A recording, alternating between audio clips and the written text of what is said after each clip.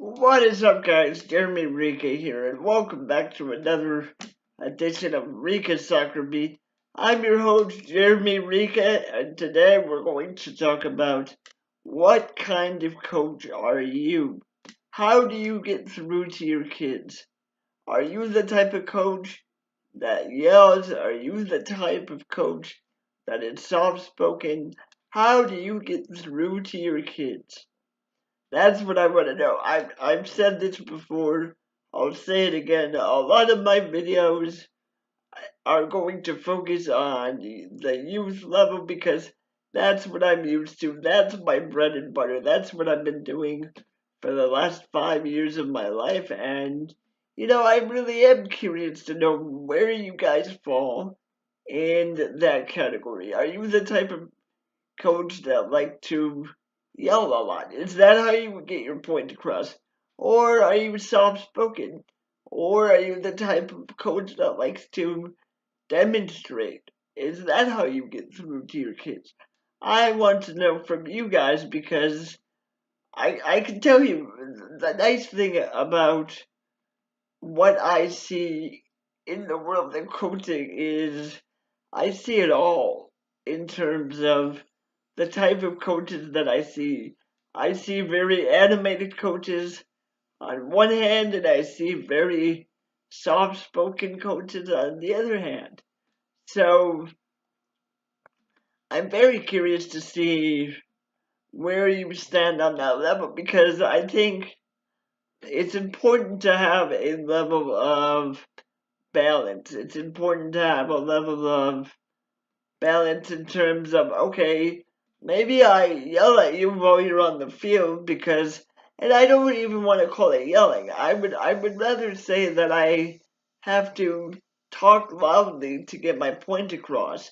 And for me, it's more important to talk loudly because I can be loud if I need to be, but I'm fairly soft spoken. So, you know, a lot of what I do might come across as yelling simply because, it's one of those things that, like I just said, I'm soft spoken to begin with, so I have to talk louder to get my point across. But I have seen coaches where they don't stop coaching, and at some level, I think it becomes overkill when it comes to coaching because if you look at it, there's some coaches, like I said, that just yell and yell and yell and yell, and it's just, to me, there's no point to that because at some point you have to just let your kids play. You just have to let them play, and if they make mistakes, you can correct those mistakes when they come off the bench or when they come off the field and onto the bench. But I'll tell you what, I mean, I don't have a problem with being stern with your kids, but I think there is a level of calmness that you have to have because sometimes we tend to forget that the main goal of coaching soccer is to let these kids have fun. Yes, we want to develop them. Yes, we want to be the best players that we can be if we're a soccer player.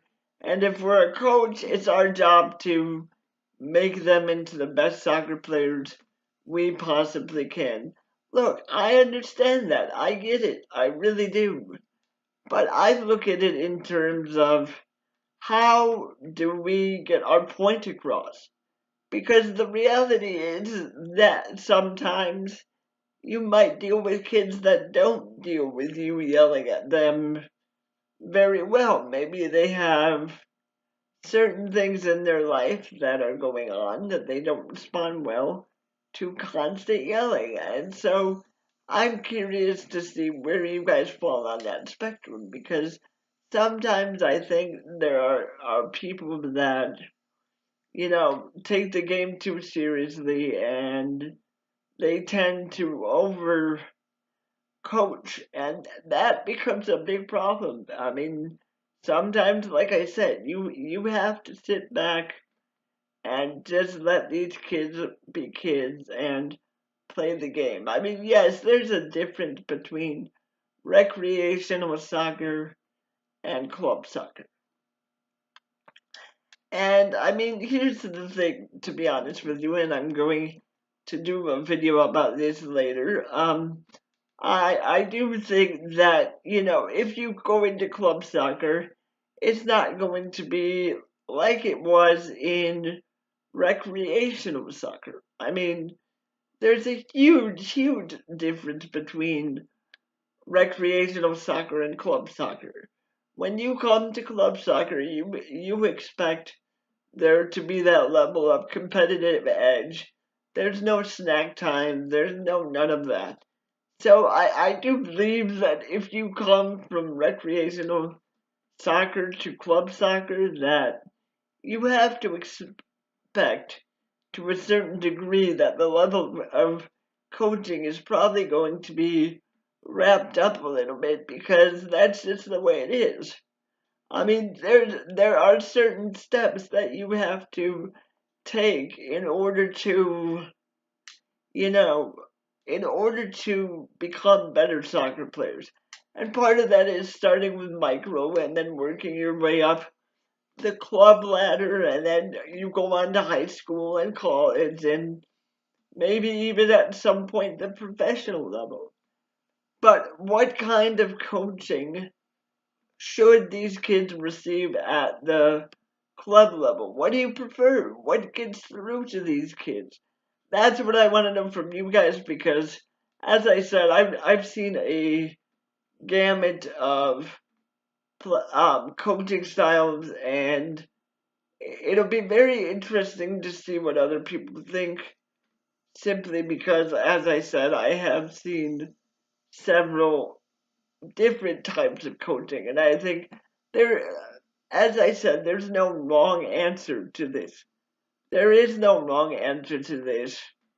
I think however you coach, if it works and it gets through to the kids, then that's what you need to continue doing. I'm just curious to see what you guys think is the best style of coaching because, like I just said, I've seen everything from yelling and constantly yelling to, just talking to the players as they come off the field. So I'm curious to know what you guys think. Please leave a comment down below if you have anything to add to this discussion. If you like this video, please subscribe, turn on post notifications, and until next time, this is Jeremy Rika saying so long.